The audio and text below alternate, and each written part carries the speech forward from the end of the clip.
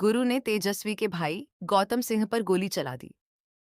जी हाँ दोस्तों, आपने बिल्कुल सही सुना। कोर्ट में वकील ने गुरु और रूहानी के रिश्ते को मान्यता देने की बात कही। उन्होंने कहा कि अगर शादी का कोई सबूत है तो उसे पेश किया जाए। यह सुनते ही रूहानी अपने कमरे में जाती है। लैपटॉप में पेन ड्राइव लगाकर अपनी शादी का पूरा वीडियो कोर्ट में दिखा देती है।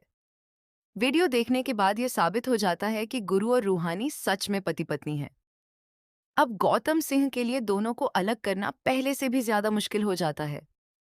इसके बाद गौतम सिंह मंत्री को फोन करता है और पूछता है कि देश के कितने गुंडों को गिरफ्तार किया जा चुका है और कितने बाकी हैं। मंत्री जवाब देता है, सर, लगभग सभी गुंडों को गिरफ्तार कर लिया गया है। सिर्फ सुल्तानपुर का नागेश्वर चौधरी बचा है, क्योंकि उस पर आपका हाथ था। गौतम सिंह गुस्से में कहता है, अब मैंने अपना हाथ भी हटा लिया है। अब तुम उसके साथ जो चाहो कर सकते हो। यह बात सुनकर नागेश्वर चौधरी घबरा जाता है और आत्महत्या करने की कोशिश करता है। यह देखकर गुरु से रहा नहीं जाता और वह गुस्से में आकर गौतम सिंह पर गोली चला देता है। गोली गौतम सिंह के कंधे को छूते हुए निकल जाती है। इसके बाद गौतम सिंह अपने आदमियों को गुरु को पकड़ने का आदेश देता है। तभी नागेश्वर चौधरी आगे आता है और हाथ जोड़कर कहता है, इसे माफ कर दीजिए। अगर अगली बार ऐसी गलती हुई तो आप जो सजा देंगे हमें मंजूर होगी। अब देखना यह होगा कि क्या गौतम सिंह गुरु और रूहानी को हमेशा के लिए अलग कर पाएगा या फिर उनके सच्चे प्यार की जीत होगी। अगर आप भी चाहते हैं कि गुरु और रूहानी की जीत हो तो वीडियो को लाइक करें, चैनल को सब्सक्राइब और कमेंट में आई सपोर्ट रूहानी गुरु जरूर लिखे।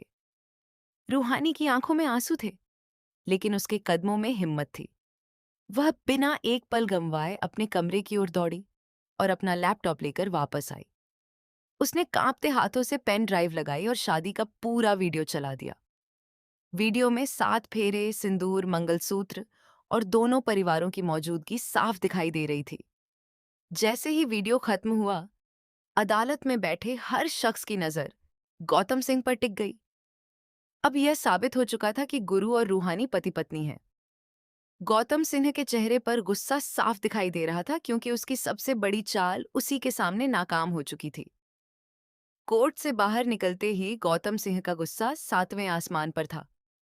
उसने तुरंत मंत्री को फोन लगाया और ठंडी आवाज में पूछा, देश के जितने भी बड़े गुंडे थे उनका क्या हुआ?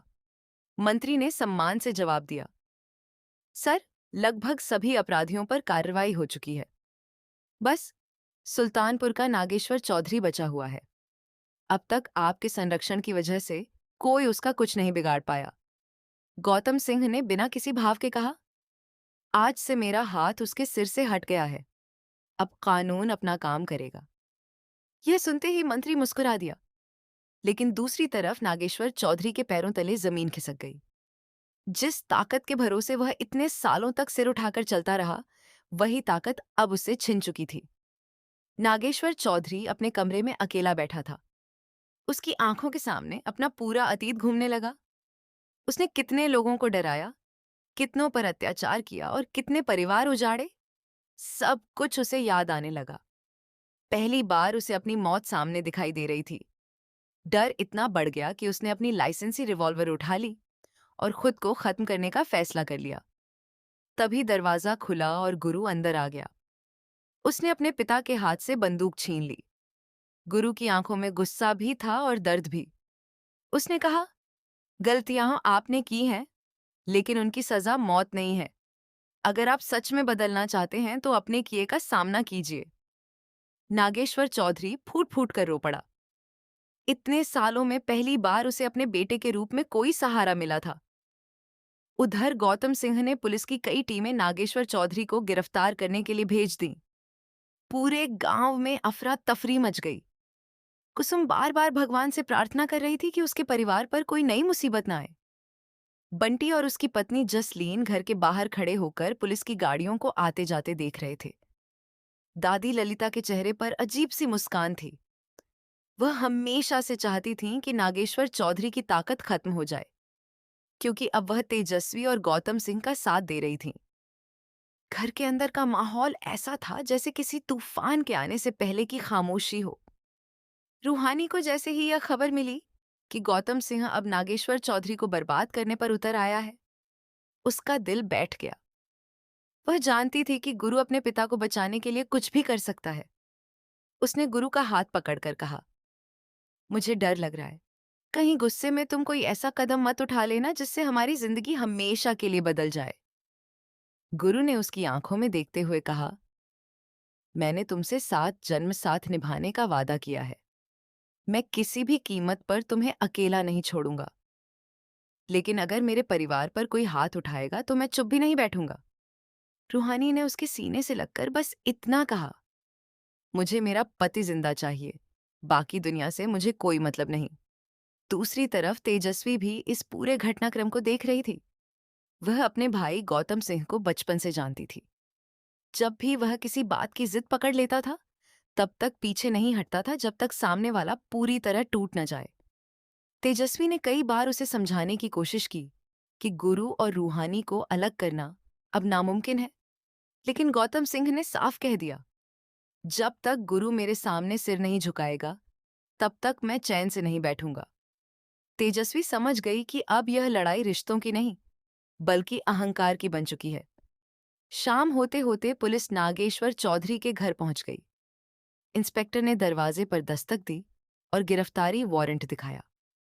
कुसुम रोने लगी, बंटी पुलिस से बहस करने लगा, लेकिन कानून के सामने किसी की नहीं चली। तभी गुरु आगे आया और बोला, अगर मेरे पिता ने कोई अपराध किया है तो कानून अपना काम करे, लेकिन उन्हें अपराधी की तरह घसीटा नहीं जाएगा।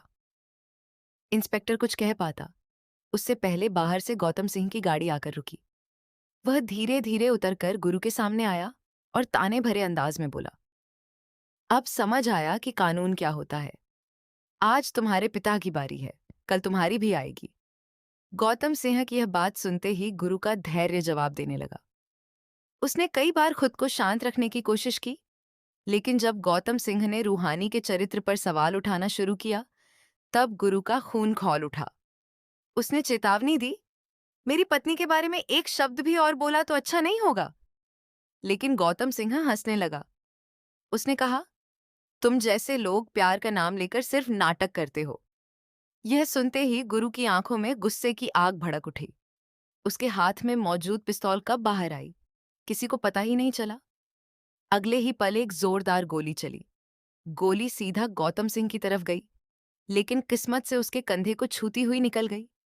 गोली की आवाज सुनकर पूरा गांव दहल उठा और हर तरफ चीख पुकार मच गई। आगे की कहानी सबसे पहले जानने के लिए वीडियो लाइक करें, चैनल को सब्सक्राइब और अगले अपडेट का इंतजार करें।